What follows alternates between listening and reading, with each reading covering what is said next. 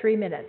Well, I thank the chairman for yielding. Let me just say first, Madam Speaker, as a Republican, don't let my side use the security posture as the straw man argument in this. The reality is that's the equivalent of blaming the victim of a crime for the crime. And while it is important, that's not what we're here to talk about today. Madam Speaker, voting on a criminal contempt resolution is not the position we hoped to be in, but Steve Bannon went out of his way to earn this resolution before us, and now we must approve it. Mr. Bannon's willful disregard for the Select Committee's subpoena demonstrates his utter contempt for the American people's right to know how the attacks on January 6 came about.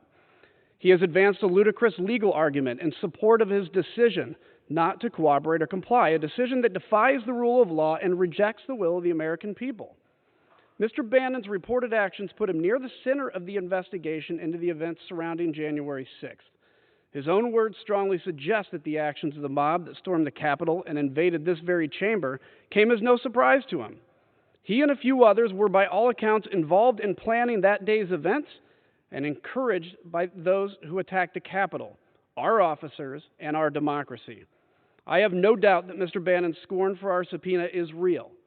But no one, and I repeat, no one, is above the law, and we need to hear from him.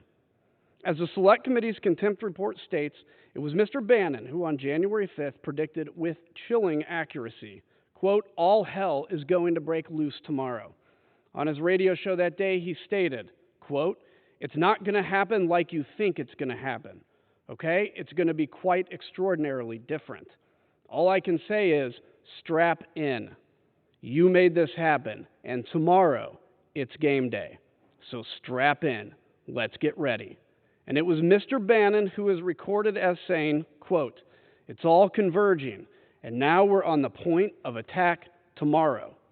Mr. Bannon said these things publicly as a private citizen, someone deeply involved with Stop the Steal movement, and he said them nearly 3 years after leaving his job at the White House.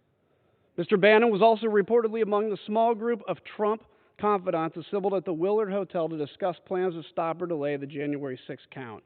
Is it any wonder that the Select Committee needs to hear from him, that we want to see related materials that he has? Furthermore, does anyone really believe Mr. Bannon's actions are covered by a blanket, no questions asked claim of executive privilege, one the former president has never actually made? Madam Speaker, Steve Bannon is a key witness to the Select Committee's probe. He has yet to say or produce anything in response to the subpoena, and his assertion of executive privilege is far-fetched in the extreme and not his to make. I urge my colleagues to join me to support the contempt resolution, and I yield back.